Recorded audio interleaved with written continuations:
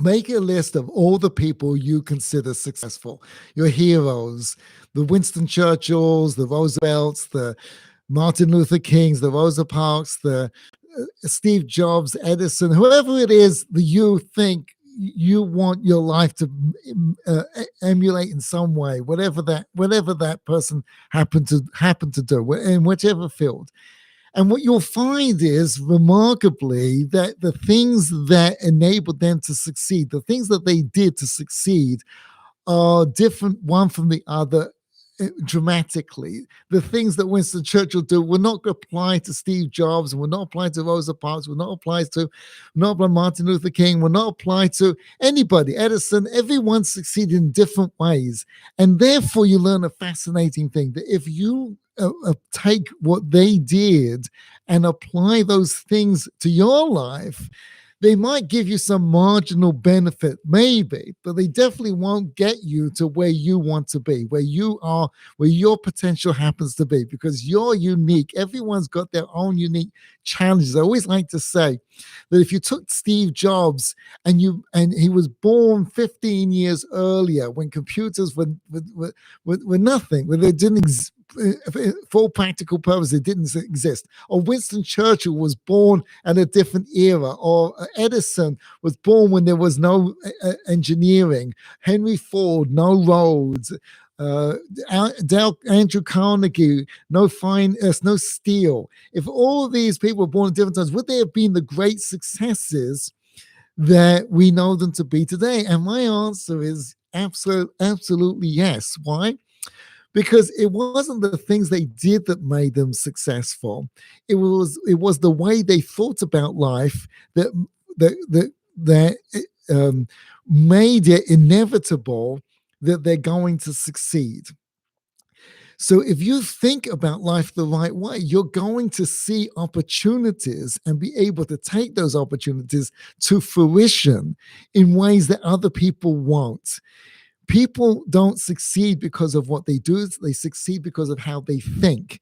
And what we find, it's remarkable, is again, if you take all those people that I mentioned before, or take all those names, and then you look into how they thought, you'll find that even though they did remarkably different things, they all thought exactly the same things. You will not find and Edison and Einstein, Martin Luther King, thinking about the issues of their day in ways that are different than anybody else. How they thought was exactly the same, because it's how you think that creates your success, not what you do.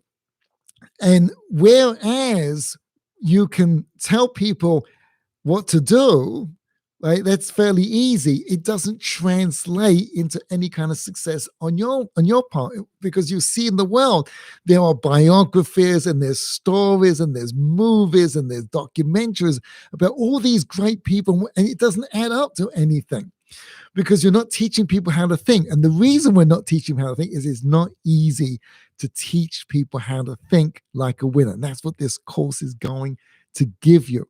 People don't just succeed from what they do, they succeed for how they think. And these people that I mentioned were not born that way. You know, Steve Jobs wasn't made of a different goo than you and me. His DNA was exactly the same. Well, it was unique to him, but it wasn't different in ways that made him successful. He wasn't born thinking this way. Warren Buffett wasn't born thinking it this way. Edison wasn't born this way. They all learned to think in ways that enabled them to succeed. And you can learn the same thing too. We all have the same capacity to succeed greatly if we think about things the right way. And I can give you a very simple example of how to understand this. So you see, let's suppose, for instance, we'll take an extreme, right? An alcoholic against an overeater. Now, there were two guys that started AA, Alcoholics Anonymous. One of them, his nickname was Bill W. So they asked him to sit in an overeat. AA became wildly popular when it came out. It was all the rage. It still is. It's a phenomenal program. And so they are, and it spawned all kinds of offshoots, one of them being Overeaters Anonymous, there's Drug Anonymous, there's all kinds of anonymous programs. And it follows these basic 12 steps that AA's founded and just changes the medium. Instead of alcohol, it's food. Instead of food, it's drugs, etc. So they asked the guy, Bill W., to sit in an Overeaters Anonymous program. And they asked him afterwards what he thought. And he said, you can't cross-pollinate. Alcoholics are alcoholics. Overeaters are overeaters. Gamblers are gamblers. Right? You can't cross-pollinate. And they were bewildered by this because it's the same principles, exactly the same conversations, the same ideas. It doesn't change. So why did he say such a thing? So he said, well, I'll explain, because the whole time I'm sitting there, people going on and on about, I had a cookie, and the cookie then I had another cookie, and then I had the box, and I had a cake, and then I'm watching a rerun soap operas. I'm up till 4:00 in the morning, and I lose my job, and it's like terrible. And now I weigh 300 pounds. It's the whole life fell apart. And he said the whole time these people were talking about it, he just kept thinking to himself. He didn't say it. He kept saying to himself, why don't you just stop eating? So just don't. If you see the cookie is going to hurt you, this is right. Just don't eat it. And he knew that doesn't work, because with an alcoholic, it doesn't help to say. So if you saw that you had one drink and then led to another drink, and you lost your job and the whole thing, you felt life fell apart. So someone telling you, don't do it. Someone telling you don't do it doesn't help. It's not going to be meaningful. So he knew that you don't say that, but he didn't feel it. It didn't make sense to him. It didn't work for him. So what's going on here? And you see a very deep idea.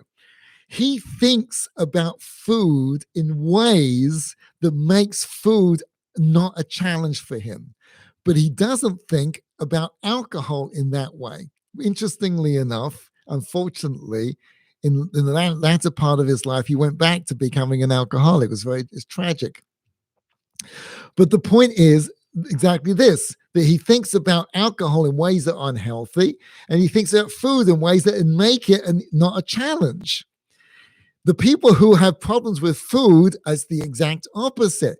In other words, if the people who have troubles with food thought about food the way Bill W. did, they wouldn't have a problem with food. Now, we all have people in our lives that we are frustrated with, or maybe frustrated is a little strong, and sometimes it is, but with people that we know that struggle with things that we find easy, and we're bemused by that. Like what's the problem? If you're a guy that really you love going to the gym, there are people like this. I'm not like that. But I know there are people that if they don't go to the gym, they're just like they can't take it. Right? It's just like they love. You're running a marathon. Driving a marathon is a headache. But they love running a marathon. They think about exercise in ways that I don't. But if I thought about it the way they did, I would be able to do that too. I have things that they don't, that they struggle with. And we've all got those things that we're very good at and that we're weak at. The things that we're strong at, we think about them in ways that makes it easy. And the things that we are weak at, we think about them in the wrong way, so it makes it difficult. If you change your thinking, it's a piece of cake. And that's all you have to do. So I'm going to give you the 5 sessions in this whole program. We're going to go through there's 5 concepts. And it's so easy. All you have to do is listen, because it will change your thinking. When you change your thinking, you change your destiny. There's also a book, if you want to check it out. The Win book is on Amazon. But all you have to do is listen to these 5 sessions. That's all you have to do.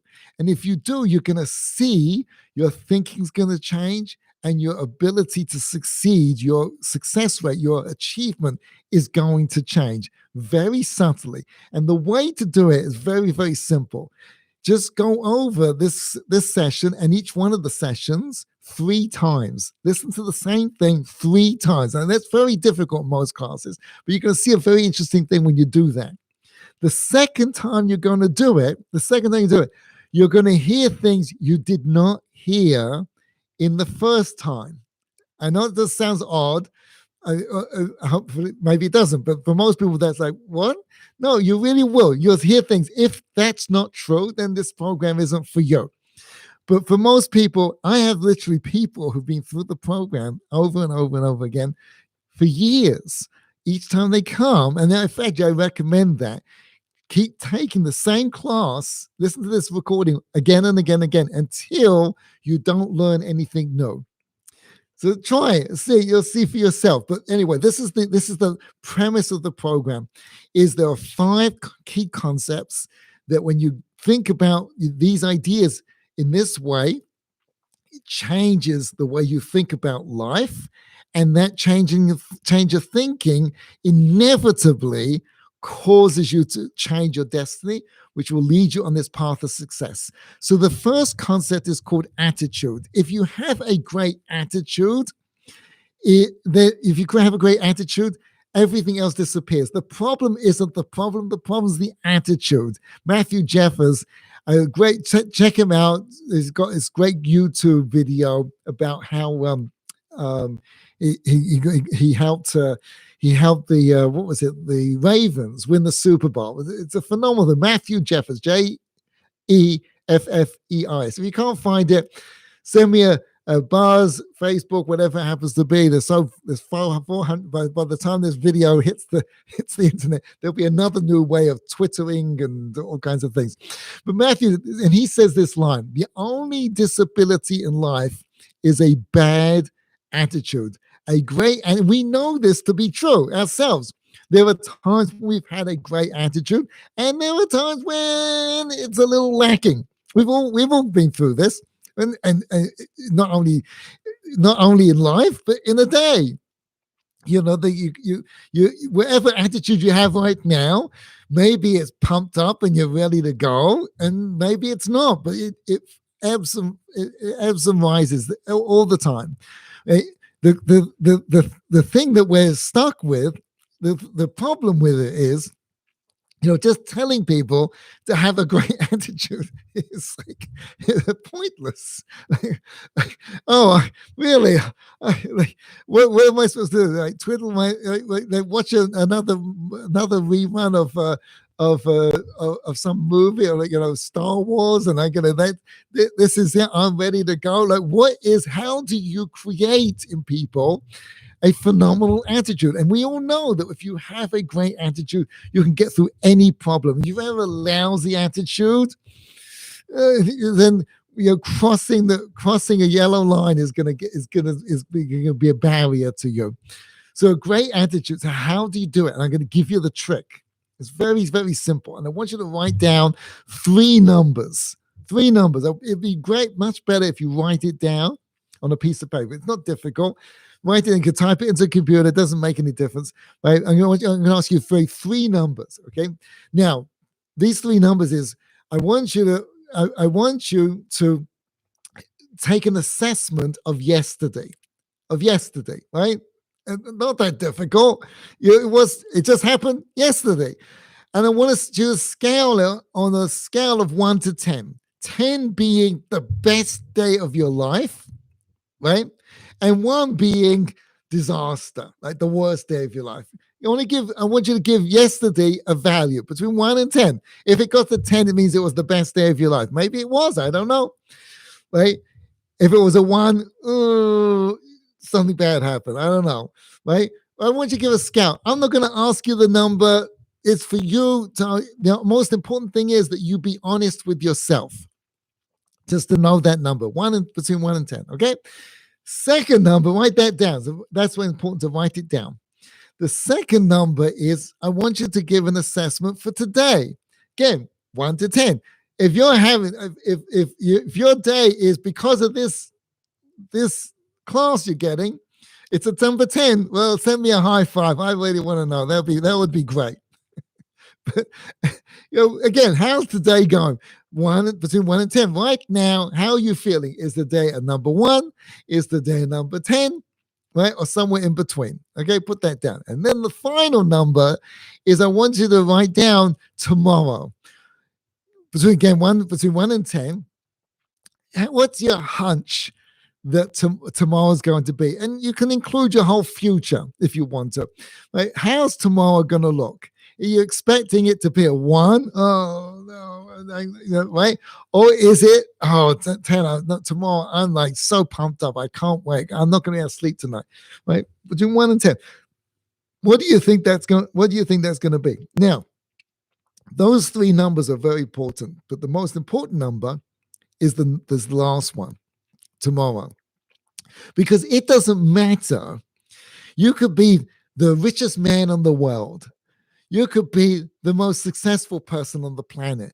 You could be one of the most admired people. You could be the CEO of one of the most popular, admired companies in the world. But on the day they tell Steve Jobs, who had all of those things, that he's only got 3 months to live, he's having a really bad day.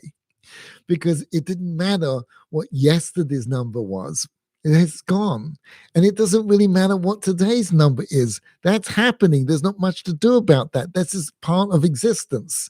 You just got to deal with it. What the most important number of those three numbers is the number you have for tomorrow. If the number you have for tomorrow is a number 1, you probably are not going to be able to get up in the morning. Right? You're going to need a lot of coffee. And if your number for number tomorrow is a number 10, right, you probably won't be able to go to sleep tonight. How you think about tomorrow affects everything today. That is your attitude. What you think about tomorrow directly impacts your day to day. And we all know this from our own history, right? Especially when you were a kid. You had that, I call going to Disney moments. Your parents tell you, we're going to Disney. And wherever you live and wherever you're from and wherever that you translate into different things, but you will have that moment when you're going to, parents tell you you're going to Disney tomorrow, right? And what was that like? You can't sleep the night before. It's like, oh my goodness, again, right? And so what is that day like? What is that day like? It's an incredible day. You get everything done. You're in a good mood. You can get through all kinds of problems. You have a phenomenal attitude. Now, the truth of the matter is, you see, human beings are control freaks. That's what it's not these crazy people like, need to control everything. We all need to control everything. Some people hide it. Some people bury it. Some people or some people just let it take over. But we all need control. The problem is we take that sense of control and put it in the wrong place. Where do we put it? Some people put it in the past. Some people put the need for control in the past. So they're always rethinking, second guessing what should have happened, could have, would have, if I only had. That's what they're doing with it, right? You get to work and you're 10 minutes late because there's a traffic jam and you missed your most important client. You go, I should have taken the train instead of the bus. I should have gone this way instead of that way. I should have married that person and this person. I should have. We're doing it all the time, and very few people can escape that mind game we play. And it's not healthy because it takes away from your energy. You're caught in something that you can't do anything about. You can't change the past. Some people put the need for control in the present. You know those kind of people. They get really upset. Things don't work out. I told you 3 times, I do this and don't do that. And you didn't listen to me. I wrote it down. And when it doesn't happen the way you thought it should happen, the way they thought it should happen, they give you tremendous grief, and they're always arguing.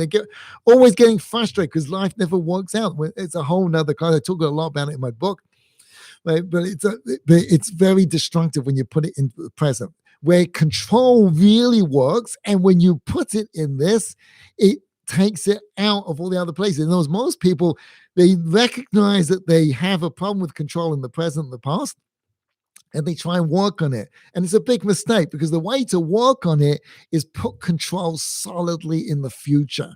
And we can do that. We can control the future We can't control the past. We really can't control the present. There's a lot on there, and again, I talk about it in the book. But and I'm happy to discuss it privately if you want to send me or as text or whatever, send comments. I'm happy to respond. But you can't control it in the present. You can control it in the future. You can decide how great tomorrow's going to be. What do you mean? Right?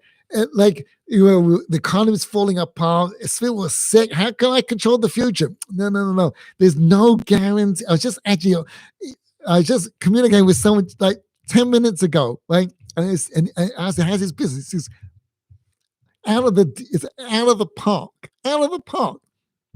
So I said to him, you see, the Almighty runs the world. If I were in the middle of the coronavirus at the moment, I don't know if you're watching this video 5 years from now, you want to know what the issues are. So if I said to you 3 months ago that the world economy is going to fall apart, oil's going to plummet, America's going to be on lockdown, and it's going to be and he's got kind of business. Those are not good factors. And this is going to be the best thing for your business. I said I was crazy. We don't know what the future can bring, but we can pretend. It's not really pretending. You see, if you think back again into your life, you've had times when you've anticipated a great future and it didn't work out. Doesn't matter what we think life will be, it doesn't necessarily mean it's going to work out the way we would like it to work out. As with this economy, some people are doing incredible business and some people are struggling. It has very little to do with what you think is going to happen. I'll give you a very simple example. Very simple, we can all relate to. There's a guy, you can Google him. His name is Mandel from Romania, and he's a mathematician, and he cracked the lottery code legally, nothing nefarious or anything. And he went to Australia and he won the lottery 12 times in a row. Eventually, he had to change the whole system because he was breaking the bank. Right? So imagine for a minute, I told you the winning numbers of a lottery, but you had to buy the tickets from a 7-Eleven 700 miles away from you in 3 days' time on a Wednesday morning. And you had to buy it at 7 a.m. precisely, and you have to buy this number for whatever reason. Yeah, this is what you have to do. Crack the system, you got to do it. And these are the winning. It's 100% guaranteed, right? But the condition of you getting this number is you have to promise me that you're going to do that. You're going to get there on roller skates. You're going to be there. If the winning number gives you $1.5 billion, you're going to be there. Why? Because when you anticipate a great future, you have no problem with motivation. You're pumped up. You anticipate. Now, if I said to you it's a 50-50 chance, all of a sudden your motivation cut by 50. They give you a 1 in 100,000 chance, etc. You can go buy a lottery ticket just around the corner. You won't do it because it's 1 in 200 million. When we anticipate a great future, now listen to this, very important. When you anticipate a great future, lots of people win the lottery and it ruins their life. In fact, more people's lives are ruined by winning the lottery, but that doesn't matter because you think it's going to make your life. So you can plan the greatest future you want. And this is what you should do. What would be the thing that would make your life the best? And plan it out, plot it out. Maybe it's winning the lottery. Maybe it's earning $1 billion. Maybe it's marrying, maybe whatever it want to be. Just put it down. This is going to happen. And then give yourself enough time. Do you think it's reasonable? Do you think it's real? Always try and squeeze that date up. And we're talking, that's another issue. Maybe we'll get to that in another session.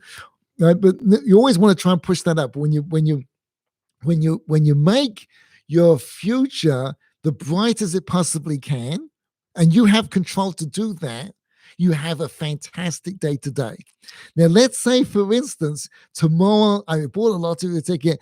I'm going to win the lottery. I crack the system, right, and it loses, and that's not a problem because that's today. You can always plan a great tomorrow.